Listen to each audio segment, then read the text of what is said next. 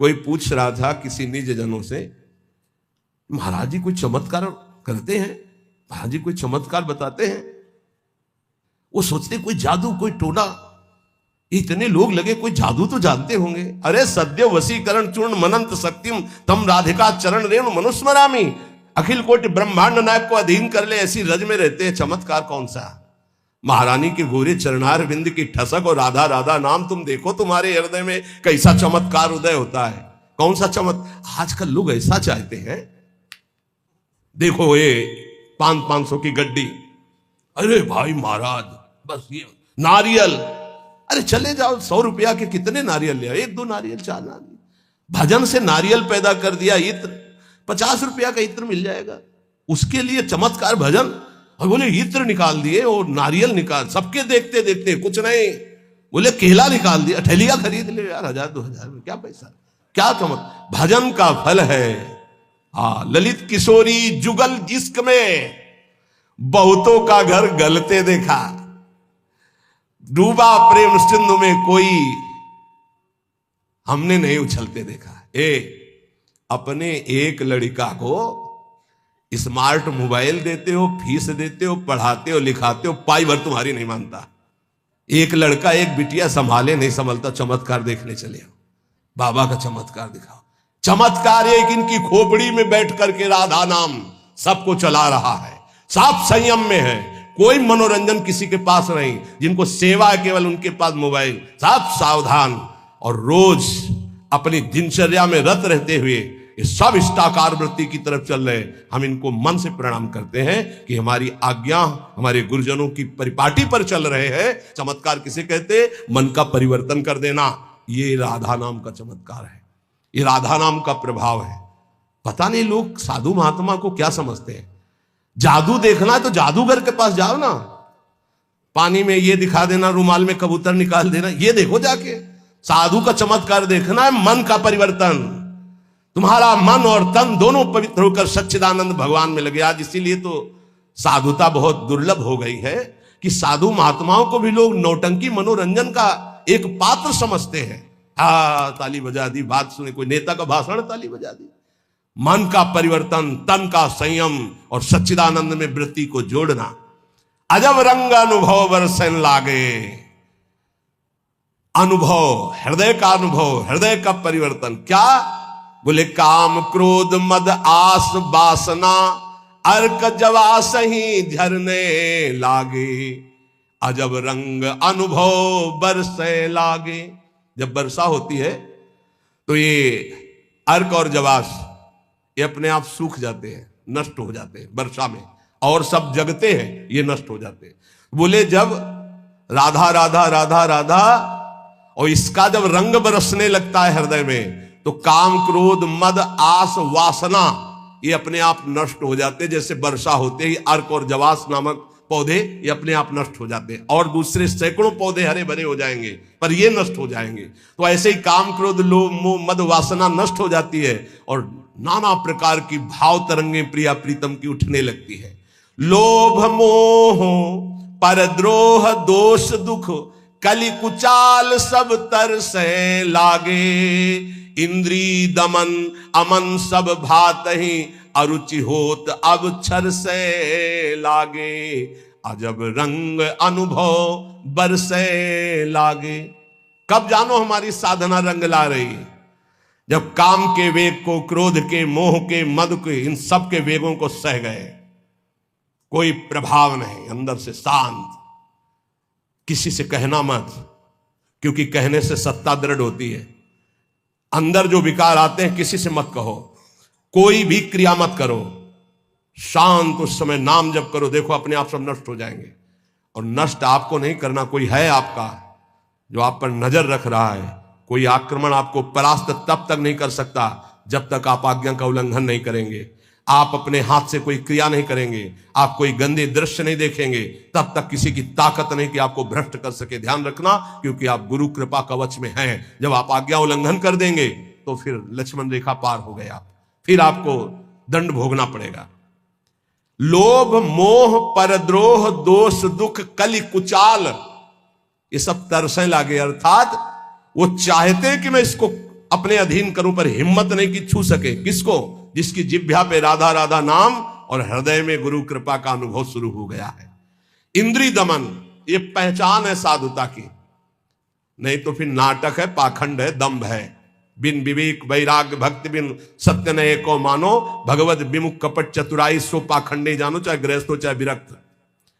अगर इंद्रियां संयम में नहीं है, मनमानी विकार भोगे जा रहे हैं, तो नौटंकी नाटक भले हो सकता है, वो गृहस्थ उपासक है ना, वो विरक्त उपासक है। इंद्रिय दमन तो अमन सब भाते हैं, सब भात से मन अमना हो गया है तो परम शांति परम चैन है। क्षमाशील संतोष सुराई शांति सहज सुख सरसें लागे। उपासक के अंदर क्षमा बढ़ने लगा, चाहे जितना कोई अनिष्ट करे, कभी द्वेष हो ही नहीं सकता, कभी उसको साप दे ही नहीं सकता, कभी उसका अमंगल नहीं कर सकता। जिसके ऊपर राधा नाम की कृपा हो गई है, क्षमा, जाओ तुम्हारा मंगल हो, भगवान तुम्हारा कल्याण करे। संतोष, किसी भी परिस्थिति में शोक नहीं होगा, जैसे प्रभु रख रहे, बड़ी कृपा है। शांति, कोई भी द्वंद्व से अशांत नहीं कह सकता। सहज सुख सरसें लागे, सहज सुख आत्म सुख है, आत्म सुख का रसास्वादन होने लगा। दास बना, ये कैसे हुआ? नाम जपी, पहले दास शब्द है, आश्रय। बहुत जोर की बात हमारे हृदय में बार बार उठती कि ये लोग समझ जाएं कि भगवत प्राप्ति आश्रय से होती, आश्रय से, दृढ़ आश्रय। दास बना पहले, जप नाम दूसरा। बिगड़ी जन्म अनेक की अभय सुधरे आज हो ही राम को पहले, फिर नाम जप दूसरा, फिर तज कुसुमाज तीसरा। और यहां से शुरू किया जाता है सब उपदेश। पहले विकार त्यागो, फिर नाम जप करो, फिर भगवान की शरण में हो। ऐसा नहीं होता, पहले भगवान की शरण में हो, नाम जप करो, तुम्हें बल मिलेगा, विकार छूट जाएंगे। उपजा मुक्ति, मुक्त पद, बहुत सुंदर महात्माओं के वचन है। पहले भगवत दासत्व आश्रय, खूब नाम जप, तो बोले मोक्ष पद भी हृदय में ही प्रकाशित हो गई। ये मोक्ष पदवी क्या है? इसकी पहचान क्या है कि आप मुक्त हो गए हो। शत्रु मित्र समजान मान मान अपमान सम दुख सुख लाभ न हानि याजु कृपा हरिवंश, ये मुक्त पुरुष का लक्षण है। चाहे शत्रु हो उसके साथ व्यवहार कर रहा हो, या मित्र हो, दोनों में समान भाव, मान और अपमान में समान भाव, सुख दुख में समान भाव, लाभ हानि में समान भाव, जय पराजय में समान भाव। ये जिसके हृदय में आ गया वो मुक्त हो चुका है। गीता जी में भगवान ने कहा, निर्माण अमोहाजित संग दोषाध्यात्म नित्या विनिवृत्त कामा द्वंद्वेर विमुक्ता सुख दुख संगई गच्छन्त अमूढ़ा। ऐसा अमूढ़ अव्यय पद का अधिकारी महापुरुष मुक्त पद में विराजमान कौन है? बोले जो मान रहित हो चुका है। मान बिल्कुल उसके हृदय में प्रियता पैदा नहीं कर पा रहा, और अपमान बिल्कुल दुख नहीं पैदा कर पा रहा। अमोहा, ना अपने शरीर से मोह है, ना किसी के शरीर से मोह है। ये मुक्त पुरुष का लक्षण है।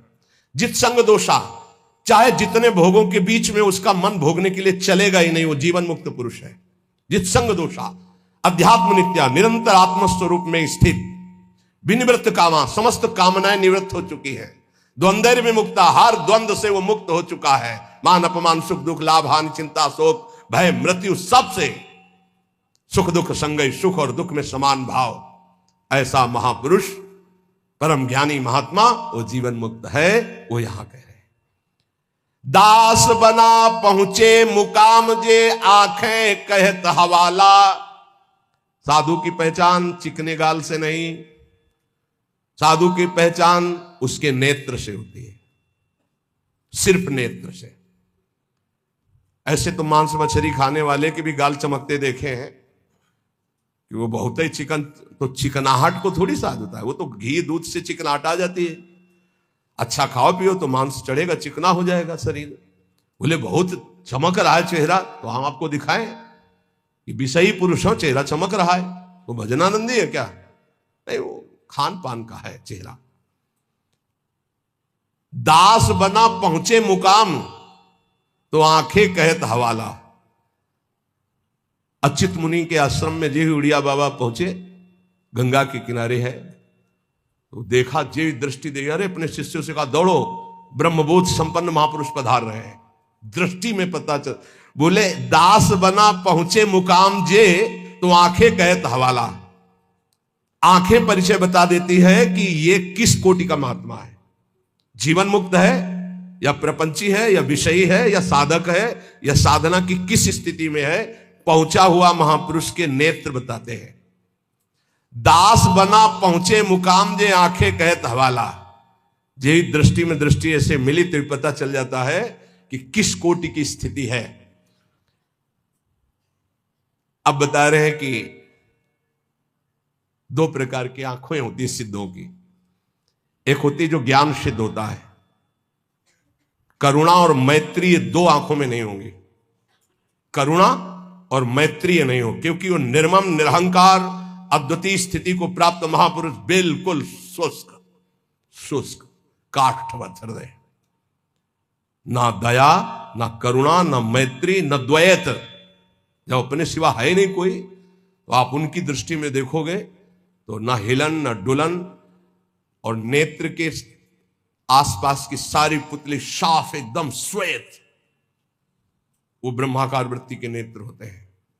रौद्रवत एकदम दृष्टि उनकी, और बिना चंचलता रहे, बार बार ऐसे नहीं, खुले हो एकदम अलक्ष श्वेत पुत्री, सिंहवत दृष्टि। और दूसरे होते प्रेमियों के, नशा ललाई, जैसे भांग छाने हो या कोई नशा करे हो तो लाल आंख नहीं हो जाते, ऐसे लाल आंख होती है प्रेमियों की, क्योंकि प्रायः वो रुदन करते हैं। तो आंखें सूजी हुई या आंखों के नीचे लालिमा, थकित, पूतरी, वो एक विचित्र दशा होती, बड़े ही सरस, बड़े ही व्याकुल, बड़े ही थकित नेत्र। पलक न लागत हाला, अपलक दृष्टि उनकी भी रहती है। ज्ञानी की दृष्टि भी ऐसी होती है, प्रेमी की दृष्टि होती है, पर दोनों में अंतर होता है। एक एकदम काष्ठवत शुष्क, मतलब वो शब्द अशुद्ध होगा, उदाहरण नहीं दिया जा सकता, जैसे खुली हुई मुर्दे की आंख, कोई हलन डुलन चलन कुछ नहीं। कई बार उड़िया बाबा को बाहरी लोगों ने समझा कि पधार गए हैं, ऐसी दृष्टि बस कुछ नहीं। और प्रेमी जनों की दृष्टि नशा ललाई, थकित पूतरी, पलक न लागत हाला,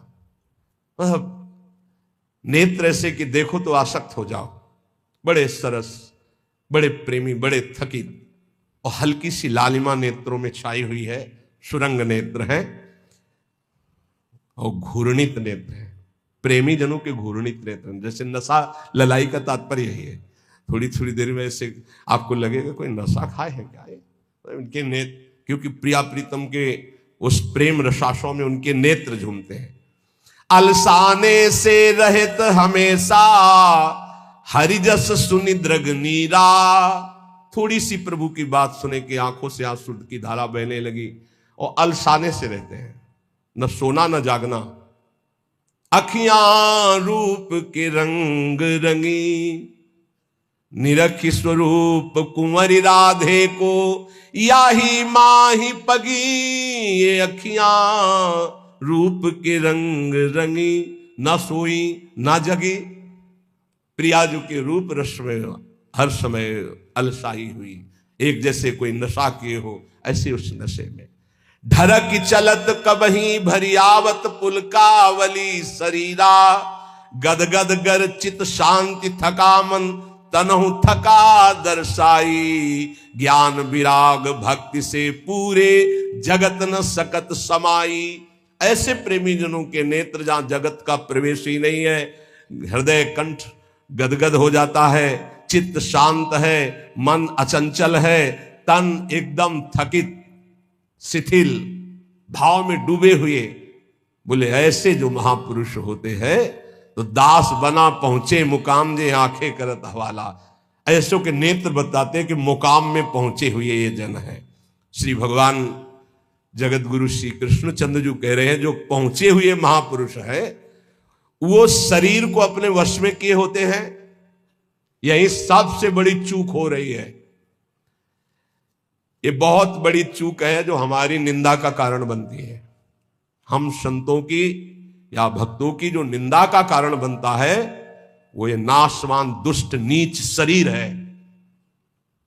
इसको जब तक मैं माना जाएगा ये नीच आचरण कराता ही रहेगा, गुरुजनों की, आचार्यों की, भगवान की निंदा करवाता रहेगा। एक शरीर से गलती होने पर समस्त साधुओं की तरफ लोगों की दृष्टि अश्रद्धा से हो जाती है।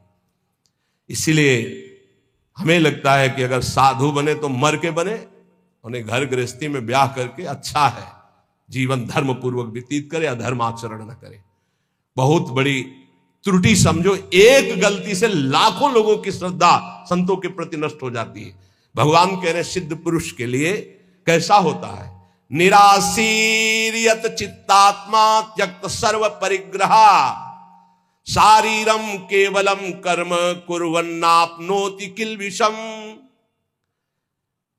यत चित्तात्मा, जिसने अपने शरीर को अधीन कर लिया। ये प्रार्थना है सब साधकों से, कोई ऐसी चेष्टा मत करना जिससे भेष को गाली मिले। हमारा गति हो या दुर्गति हो तो ठाकुर जी जाने। कभी ऐसी जगह न खड़े होना, कभी ऐसी चेष्टा मत करना, कभी ऐसा संग मत करना। ये ध्यान रखो कि तुम्हारे से एक बहुत बड़ी धारा जुड़ी हुई है। तुम्हारे गुरु, गुरु के गुरु, गुरु के गुरु, आचार्य, इष्ट, पूरा एक आपकी गलती पूरे को गालियां दिलवा सकती, पूरे विश्व के संतों के प्रति अश्रद्धा हो सकती। इसलिए सावधान। जिंदगी में हम नीच हैं, पामर हैं, हमारी गति हो दुर्गति हो भगवान जाने। हमसे ऐसा आचरण न बन जाए कि हमारे गुरुजनों को गाली मिले।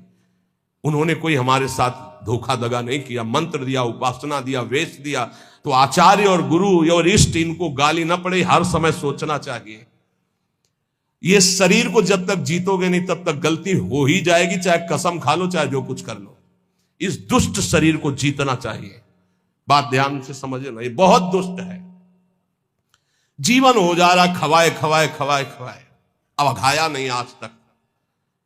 जीवन हो गया दिखा दिखा करके दुनिया को, आंखें नहीं भरी, कान नहीं भरे। ये वही दुष्टता अपनी चाल, ये देखना, ये सुनना, ये भोगना। यह चित्तात्मा सांसारिक आशाएं और इच्छाएं जब तक है शरीर को वश में नहीं कर सकते। साधुओं के वैराग्य मार्ग में या भगवत भक्त होकर के चेहरा बनाने की जरूरत नहीं है, स्वरूप बनाने की जरूरत। स्वरूप को प्रकाशित करो, पूरा विश्व नमन करेगा। चेहरा तो नौटंकी नाटक वाले बनाते हैं, जब थोड़ी देर के लिए साधु बनते हैं वो बनाते हैं, जिससे पूरा साधुता का हम रोल कर सके। हम रोल नहीं करते, हम उस मार्ग में चलने वाले पथिक हैं। साधुता का रोल 2 घंटा कोई कर सकता है, लेकिन जीवन भर साधु बन के रहना वो बहुत कठिन बात है। इसलिए ये नहीं, हम भगवत मार्ग के पथिक। हमारा कोई भी बाहरी शारीरिक नाटक ऐसा नहीं होना चाहिए जो धर्म विरुद्ध हो। बिल्कुल समझ के चलना चाहिए। आज आचार्यों गुरुजनों के चरणों में बैठ करके साधुता का भाव नहीं। लाल कपड़ा हम या पीले कपड़ा हम पहने, इसके बाद यहां से बढ़िया माकुआ तेल लगा के ऐसे, ये कौन से शास्त्र में लिखा है? तुम्हारी कौन सी परिपाटी, कौन सा भेष ऐसा है? बिल्कुल नहीं। आज कोई टोकने वाला नहीं, इसीलिए बहुत से बिना गुरु प्रदत्त वेश धारण किए और वो मनमानी आचरण करते हो, कहा जाता साधु। पहने पैजामा कुर्ता कहा जाता साधु। साधु पैंट शर्ट पहने कहा जाता साधु। बड़ा बड़ा टाइटल लिखा जाता है। अब उनके जब आचरण होते तो बोले अमुक संत भ्रष्ट हो गया। संत परिपाटी देखो, संतों की मर्यादा देखो, संतों के चरणों में बैठकर जो साधुता सीखी जाती है वो कब हुआ? से यत चित्तात्मा भगवान कह रहे, यत चित्तात्मा। बहुत अच्छे से समझ लो, संसार में जब तक शरीर के भोगने की कोई भी आशा रहेगी तो साधुता नहीं टिक पाएगी। बहुत इससे धैर्यपूर्वक, सांसारिक इच्छा, सांसारिक भोगों की चाह, इससे तुम्हारा शरीर अपवित्र हो जाएगा। तुम्हारे द्वारा ऐसे आचरण होंगे जिससे तुम्हारी साधुता नष्ट हो जाएगी। शरीर और इंद्रिय और मन के वशीभूत होकर के जो आचरण किया जाता है वो निश्चित अपवित्र है और वो अधर्म होगा और वो गालियां दिलवाने वाला ही होगा। श्रद्धा उपजाना बहुत कठिन होता है भाई, बहुत कठिन होता है। नास्तिक के हृदय में श्रद्धा प्रकट करना, विषयी पुरुष के हृदय में श्रद्धा प्रकट करना और नष्ट करना एक क्षण की बात होती है। जन्म जन्मांतरों की सुकृति एकत्रित होने पर श्रद्धा होती है, और एक चेष्टा पूरी लाखों की श्रद्धा नष्ट कर देगी, लाखों का मंगल करने का पाप लगेगा उसको और वो दुर्गति को प्राप्त होगा। इसलिए साधु वेश में बहुत होश में, ये कोई खिलवाड़ नहीं है। ऐसे लोग करते तो खिलवाड़ नहीं, सारी जिम्मेवारी है आपकी। ऐसे कर दिया तो जिम्मेवारी, उनकी श्रद्धा की रक्षा करना तुम्हारा कर्तव्य बन गया, उनके कल्याण की तरफ तुम्हारी दृष्टि जानी चाहिए। ऐसा कोई ये नहीं कि तुम स्वामी बन गए तो जो मनावे सो आचरण करो, ऐसा नहीं है। शरीर इंद्रियां अंतःकरण सिद्ध पुरुष के वश में होता है। साधक को चाहिए कि इनके वश में होकर कोई कार्य ना करे। तुम अकेले नहीं हो, तुम्हारे साथ बहुतों की निंदा होगी या बहुतों की प्रशंसा होगी, ये बात ध्यान रखना है। केवल अपना जीवन होता तो कोई बात नहीं है, गलती हो गई, त्रुटि हो गई, या पिट गए, या जो भी हो गया सब हो गया। आज तुम नहीं हो, तुम्हारे साथ बहुत जुड़े हुए हैं, तुम्हारे गुरु, तुम्हारे आचार्य, तुम्हारे इष्ट और लाखों श्रद्धा। अगर एक भी त्रुटि तो लाखों की श्रद्धा और पूज्य जनों का अपमान घोर नरक पहुंचा देगा, दुर्गति करवा देगा। त्यक्त सर्व परिग्रहा, जो सिद्ध पुरुष होता है उस शरीर को ही अपना नहीं मानता, तो और परिग्रह की बात क्या है।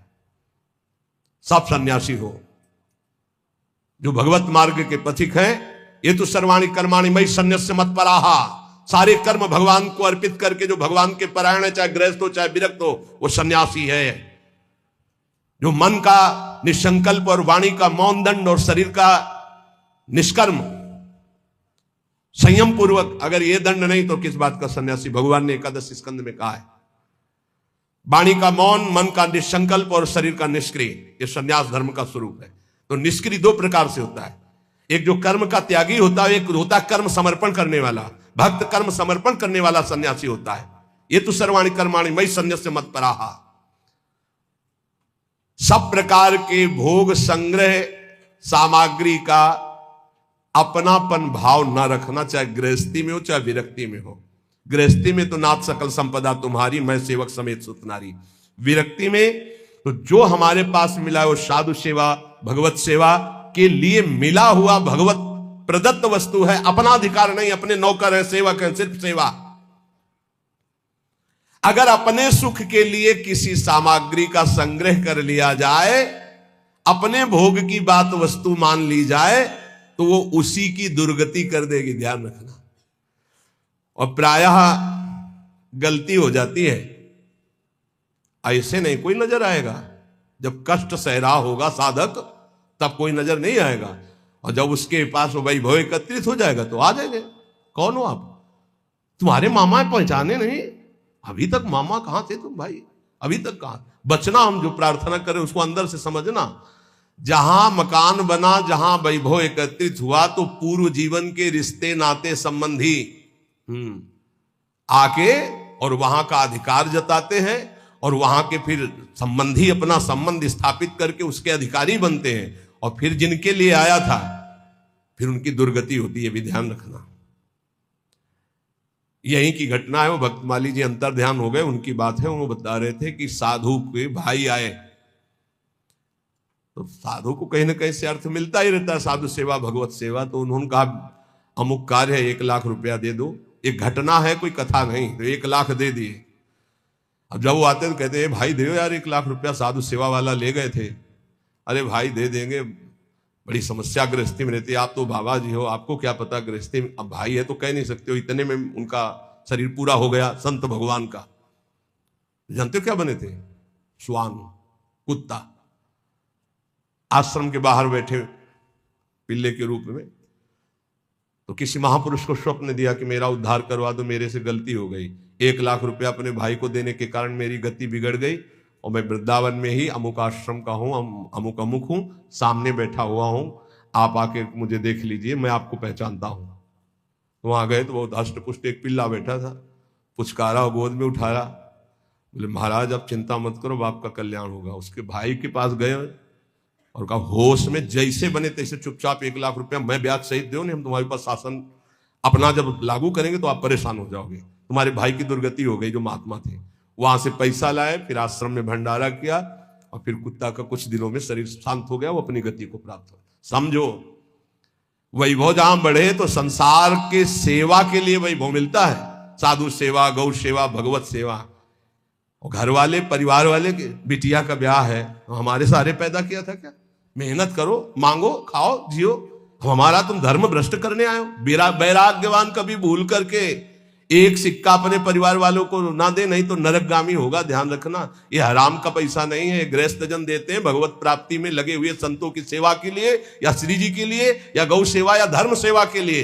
परिवार सेवा के लिए कोई कह के दे तो बात अलग है, कौन देता है परिवार सेवा की? इसलिए किसी भी सामग्री को अपनी ना मानना, त्यक्त सर्व परिग्रह, ये भगवान का आदेश है। सिद्ध पुरुष में ऐसा नहीं होता, वो अपना न शरीर ही मानता है न कोई वस्तु मानता है। लेकिन साधक के बात ध्यान रखे, उसके पास जो भी भगवत प्रेरित सामग्री आई है वो अपने लिए नहीं, सेवा के लिए आई है। ठाकुर सेवा, संत सेवा, भगवत सेवा, समाज सेवा। जो भोग बुद्धि से अपने लिए संग्रह करता है उसकी बुद्धि भ्रष्ट हो जाती है और वो पतित हो जाता है। बस ये बात है, अपने लिए नहीं। बहुत जोर का भगवान ने त्यक्त सर्व परिग्रह का भाव बताया है कि सिद्ध का यही लक्षण होता है। और ऐसे महापुरुषों के दर्शन किए प्रयागराज में, टाट की लंगोटी और एक बोरे का टाट ऐसे उड़े हुए, और ट्रक का ट्रक घी और चीनी और मैदा उतरता, ऐसे भंडारे चलते, पूछो मत।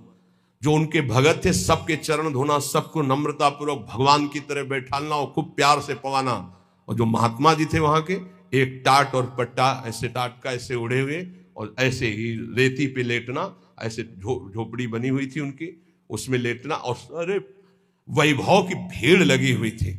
और आप जब सब संत पा लेते थे तो सब संतों की जूठन जो बचती उसी में एक दो और मिलाकर, क्या जीवन उनका, कोई संगय प्रयोग, वैभव तो पूछो मत। कोई दिन ऐसा नहीं होता था कि 2-4 हजार रुपए एक संत को दक्षिणा में ना मिले। एक से एक कंबल, एक से एक सब। पर देने वाले जब ऐसे, तो वहां त्यागी ही त्यागी ज्यादा थे। देने वाले परेशान थे कि यहां कोई लेता नहीं है। और सामान की ऐसी, ये वास्तविक बात यही है कि स्वयं परिग्रह रहित होकर के समाज सेवा में। एक विरक्तानंद नाम के महापुरुष थे, उन्होंने कहा, स्वामी जी बहुत हो गया, बुढ़ापा है, आप इतना कष्ट सह रहे हो, क्यों सह रहे हो? अब तो आप वस्त्र धारण कर लो। वो वहीं पास में बैठे थे। तो उनका, तुमको मैं बूढ़ा नजर आ रहा हूं? ऐसे कहा, बूढ़ा नजर आ रहा हो? अभी चलो बराबर गंगा जी में खड़े होकर देख लो कौन बूढ़ा होगा। तितिक्षा की मूर्ति और मुस्कुराहट ऐसी, और त्वचा एकदम सांवली हो गई थी, प्रकृति का वार सहते हैं। और जब दृष्टि उठाए तो अमृत की वर्षा होती। ये संतों में एक अद्भुत, ऐसे दृष्टि से देखे तो अमृत की वर्षा होती, क्योंकि भगवदानंद में डूबे। अनिकेता, अनिकेत भगवान को बहुत प्रिय है। अनिकेत, जिसके रहने के वास में ममता नहीं है। अनिकेत का मतलब जिसके घर नहीं, ऐसा नहीं। ये भी रहने का वास है और ये भी रहने का वास है, अपना नहीं है। बिल्कुल ऐसे समझो जैसे स्टेशन में रह रहे, गाड़ी आई चल दिए, स्टेशन में नहीं बैठे, खा रहे हैं, पी रहे हैं, बात कर रहे हैं, पढ़ रहे हैं, पर अंदर से क्या चल रहा है? हमारी गाड़ी आने वाली है, अमुक प्लेटफार्म में आएगी, वहीं इंतजार कर रहे हैं। बस हम मानो वृंदावन राधा के लिए कुंज प्लेटफार्म में बैठे हुए हैं, हमारी गाड़ी निकुंज वाली आने वाली है, बिल्कुल तैयारी में बैठे हैं। अपनी अटैची फिट है राधा नाम की, वो पास बना हुआ है निज मंत्र निकुंज का, बस आवे गाड़ी और चल दिए। राधे श्याम भी कहने की फुर्सत नहीं इस गाड़ी में, इतनी रफ्तार की गाड़ी है कि अच्छा भैया ऐसे नहीं है, बस चल दिए। बस ऐसी तैयारी में रहो। यहां राधा किल कुंज में कैसे रहना है? स्टेशन में जैसे रहना है। ये ना किसी का था, ना है, न रहेगा। बस समय गुजारो और श्री जी के पास चलना। अनिकेता, रहने के स्थान में ममता रहित होना। निराशी, सिद्ध पुरुष में कोई आशा नहीं होती, और साधक को आशा, कामना, स्पृहा और वासना, इसका त्याग करना पड़ता है। आशा किसी से नहीं, कामना कोई नहीं, स्पृहा कहते हैं कि कम से कम इतना तो चाहिए ही, ये भी नहीं, और वासना जो अंदर अंतःकरण में दबी होती है, इन सबको सहना है, सहने से ही मिटता है। बोले इतनी व्यवस्था तो होनी चाहिए। क्यों होनी चाहिए? हरि की इच्छा है कि इतनी भी ना हो तो हम उसमें राजी हैं। जोई जोई प्यारो करे सोई मोहि भावे। हमें लगता है 25 वर्ष तो कुल्ला नहीं किया होगा। 25 वर्ष वो जो होता है ना, पेस्ट और मंजन, कुछ नहीं। जीवन को भगवदानंद में डुबोने के लिए पेस्ट लेके थोड़ी घुमा जाता है, कोलगेट इसके लिए से कहां रखा है? अरे इतना गुड़ मिल जाए और एक कमंडल गंगा जल चला जाए, बड़े भाग्य की बात। निराशी, इतना चाहिए ये भी नहीं होना चाहिए, इतनी तो आवश्यकता है ही हमारे जीवन के लिए नहीं। यही वृंदावन की कह रहे, पीछे से सब अचला फटा था, राधा वल्लभ जी के दर्शन कर ले गए। एक ओमवती मैया नाम की विरक्त संत थी राधा वल्लभी, पता नहीं भगवान विराजमान है या श्री जी की सेवा में गई, और दष्ट पुष्ट ऐसे बैठती थी। आए बाबा, तो ये समझ में ना आवे, तेरो अचला फटा है, तुमका समझ में तो आवे, लेकिन समझ तब हो ना जब रुपया हो हमारे पास, तो कुछ है नहीं, जैसा श्री जी दिए वैसा है। सच्ची बाबा? हाँ भैया। तत्काल गई मार्किन लाई, तो वो देर लगती वहीं बदल के बाद कि जिसको फिकर है वो करो, हमारे पास जो है जैसे है। निराशी, आशा भी नहीं कि इतना तो चाहिए, अगर वो भी फटके गिर जाए तो बाबा जी तो बाबा जी, भगवत आश्रित है। दिगंबर, दिग माने दिशाएं ही, अंबर माने वस्त्र, जिसका वस्त्र दिशाएं हैं। चलो व्यवस्था है तो पहले, नहीं है तो हमारी दिशाएं ही वस्त्र है, दिगंबर। और इसकी भी ट्रेनिंग हुई है काफी, कई महीने इसकी भी हुई, सन्यास में इसका भी सन्यास दिया ही जाता है दिगंबर करके। निराशी, ये सच्ची मानो, कोई आशा मत रखो, जिस समय जैसी व्यवस्था हरि करे उसी में राजी रहो। बाहर से भोग सामग्री में अपनापन नहीं हो, अंदर से किसी भोग सामग्री की इच्छा भी ना उत्पन्न होने पावे, उसे निराशी कहते हैं। ऐसा महापुरुष शारीरम केवलम कर्म कुर्वन नापनोति किल विषम, वो केवल शरीर संबंधी कार्य करता हुआ भी पाप को प्राप्त नहीं होता, क्योंकि आशा, कामना, स्पृहा, वासना, ममता रहित जो महापुरुष है, इसीलिए कहा गया महापुरुषों की केवल बात के अनुसार उनके जो आचरण हो वो मानो, सब आचरण उनके अनुकरणीय नहीं होते। क्योंकि भगवान यह कह रहे, शारीरम केवलम कर्म कुर्वन् नाप्नोति किल विषम, वो शरीर संबंधी ही केवल कर्म करता हुआ पाप को भी नहीं प्राप्त होता है। जैसे श्रीमद राधा सुधानिधि, कर्माणि श्रुति बोधितानि नितराम कुर्वन्तु कुर्वन्तु मा गूढ़ाश्चर्य रसास्त्रगादि विषयान गृह्णन्तु मुञ्चन्तु वा। हमें महापुरुषों का अनुकरण नहीं करना, उनकी उपदेश से जो उनके आचरण मिले वो बात हमें माननी है। नापनोति किल विषम, उनको कभी कोई पाप स्पर्श नहीं कर सकता, वो जन्म मरण रूपी बंधन से मुक्त हो चुके हैं, वो आशा रहित है, उनका किसी से संबंध नहीं है, इसलिए शरीर से जितने कर्म होते हैं वो सब अकर्म बन जाते हैं और उनको फल नहीं देते हैं। जो सिद्ध महापुरुष है उसके द्वारा जो भी होता है वो अकर्म हो जाता है। जैसे श्री भगवान सब कुछ करते हुए भी कभी बंधन को प्राप्त नहीं होते, भारी से भारी युद्ध कर रहे हैं, भारी से भारी व्यवहार में देखे गए, भारी से भारी प्रियता में देखे, कभी कोई।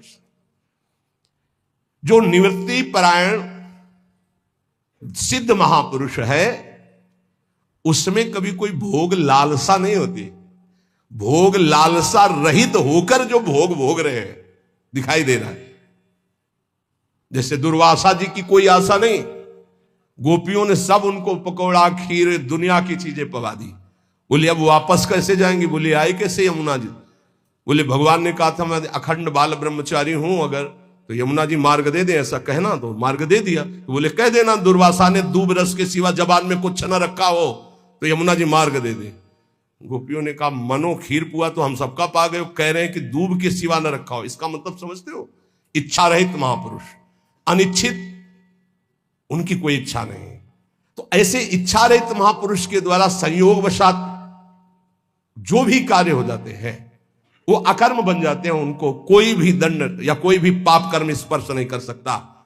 इसलिए बड़े बड़े महापुरुषों की लीलाएं देखी जाती है, विचित्र कोटि की लीलाएं देखी जाती है, बिल्कुल उनका अनुकरण न करे। जैसे आद्य गुरु भगवान शंकराचार्य मछली खा गए, फिर कांच पी गए, सबकी सामर्थ्य थोड़ी है।